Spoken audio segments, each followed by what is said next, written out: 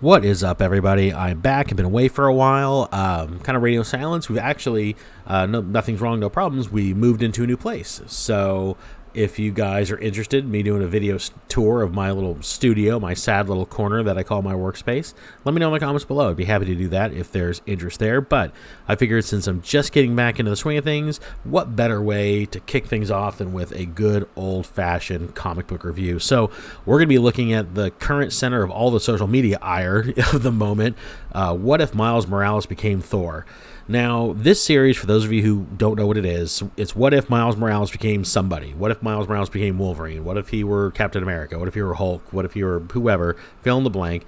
That's what this series is. And I think it's odd because I felt like when Miles Morales first burst on the scene, it was kind of what if Miles Morales became Spider-Man? And people kind of looked at him like this, this just vacuous non-character. He's just kind of this guy with the Spider-Man name and a slightly different costume. And he just kind of exists to check diversity boxes. And I think Marvel and the writers that he's had and the creators that have worked on him have done a really good job crafting out his own world, his own rogues gallery, and his own narrative to make him his own character. I think they need to take the final step and have him ditch the name Spider-Man and just be his own character, because I think he's strong enough to stand on his own. But all that said, this comic series comes along and just pretty much resets him back to just he is a vacuous non-character who they can just put into anybody to be whoever they need him to be. And in this case, it's they need him to be Thor. Oh, battery saver's on. Click that away. So, let's get into this. So, what if Miles Morales became Thor? Now, this book is getting a lot of negative attention on social media because they're saying it just reinforces a lot of negative stereotypes of the black community, and we'll talk about that. We'll see, if we think that's true. We'll talk about that in the comments below. But let's just review this as just a straight comic book and for its merits. So first things first, the good about this book. I really like the artwork of this book. This artist, Luigi Zagaria, I hope I said that right. I think this guy's got skill, and I really hope to see him on some mainstream titles going forward because I really liked the look of this comic. I think he did a good job. That's the end of my good. That's all the good I have for this book. So, what if Miles Morales came for Thor? First things first, here we have Thor, Miles Morales has Thor suiting up.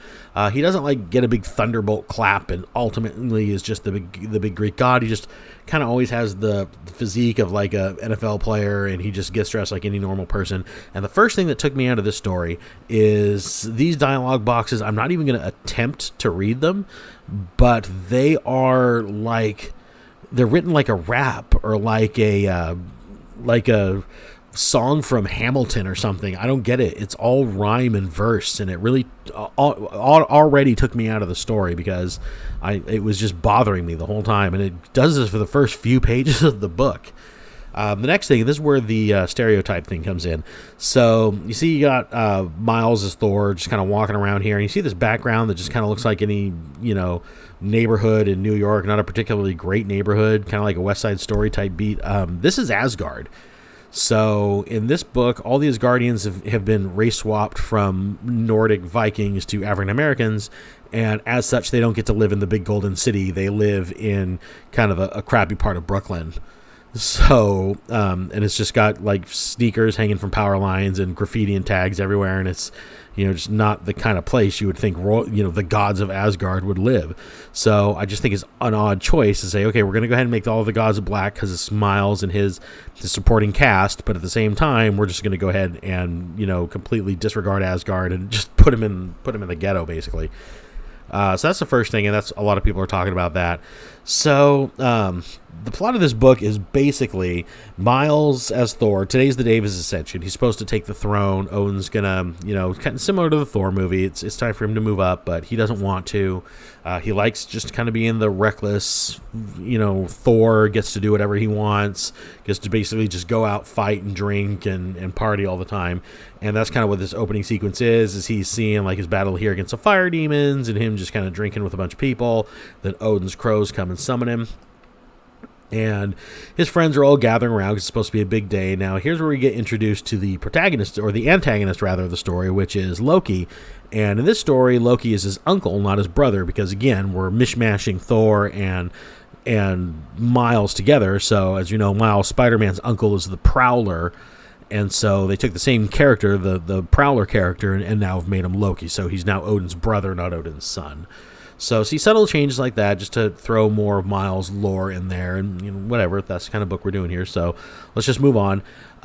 Loki knows that Thor. Oops, that's the end of our freebie. I bought a physical copy, so I just did this so we would have some visual. So Loki knows that Thor has no interest in taking the throne, and he's going to manipulate this knowledge into trying to goad Thor into putting Odin into a position where he has to abdicate the throne to Loki. So he does this by taking him to Jotunheim and fighting some frost giants, and here we get some more of those negative stereotypes that the book's kind of being accused of. So he goes to Jotunheim, and the frost giants come out, and they're basically like a bunch of club bouncers.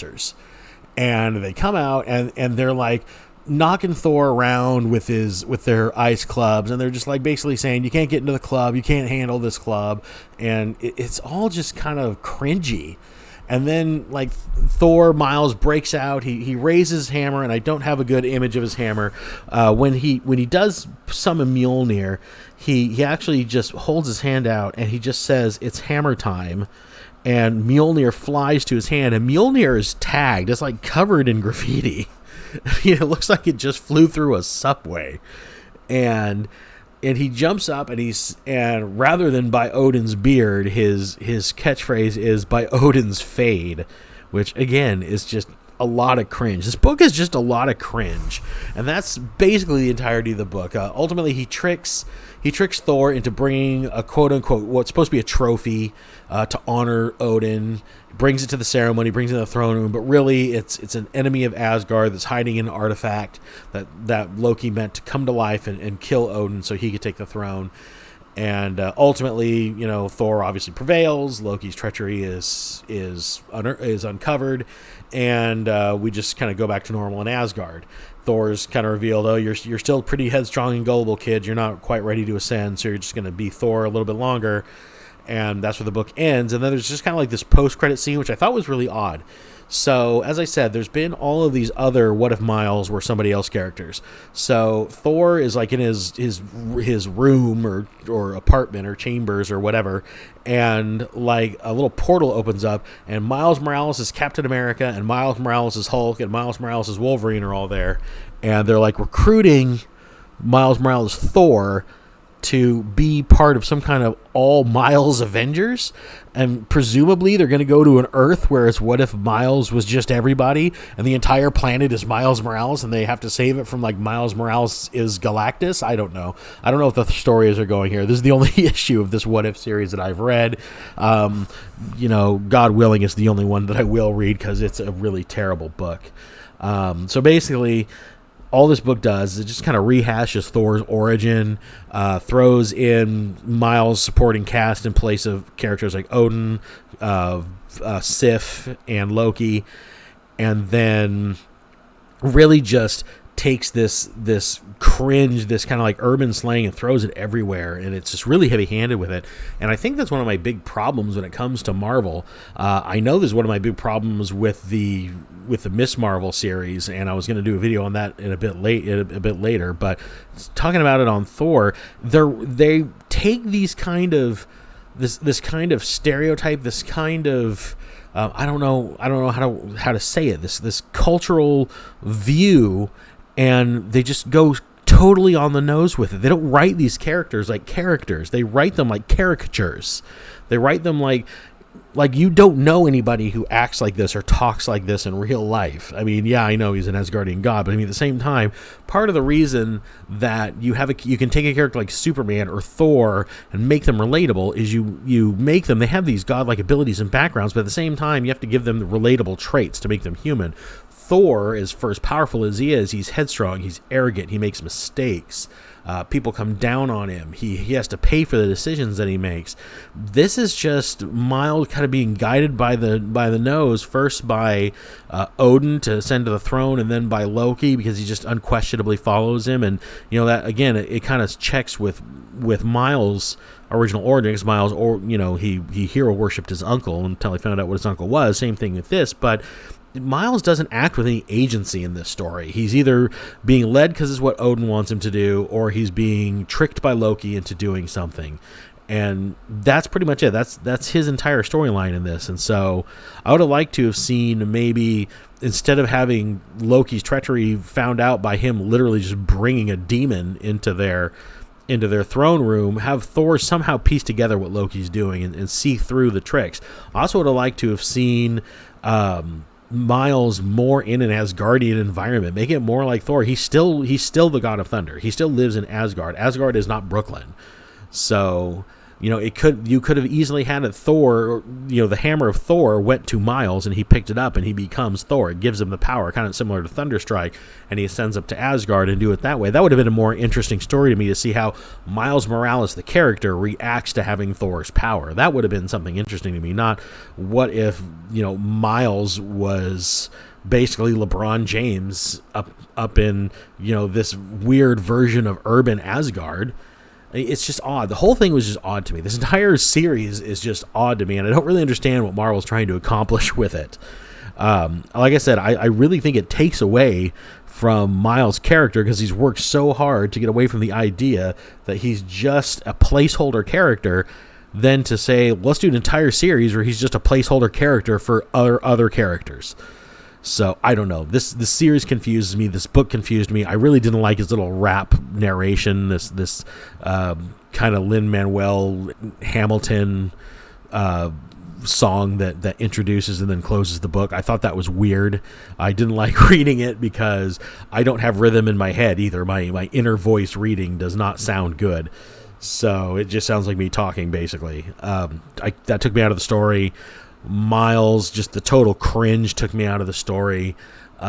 Loki he's written as a pretty transparent villain. I mean, I understand he's a big fan of his uncle, so it's not going to see his treachery coming very easily, but at the same time, I mean, come on, you could have given him a little bit half sense. That's why I said it would have made more sense if Miles kind of figured out what's going on for himself, and maybe exposed what Loki was doing to his father, rather than just having Loki's plan coming to fruition. Then Thor says hammer time and smashes it with his, tagged up hammer. But anyway, that's my impression of what if Miles Morales were Thor. I want to know what you guys think. Did you read the book? Have you been reading this series?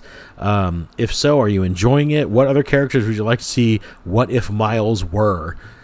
So, I'd like to see what if Miles Morales was his original character. What if he had his own superhero identity and his own superhero name and all these other things, which he kind of was on his way there, and then it just got reset by this series. But that's my opinion. I want to know yours. So, let's go ahead and comment below. Let's continue talking about this series.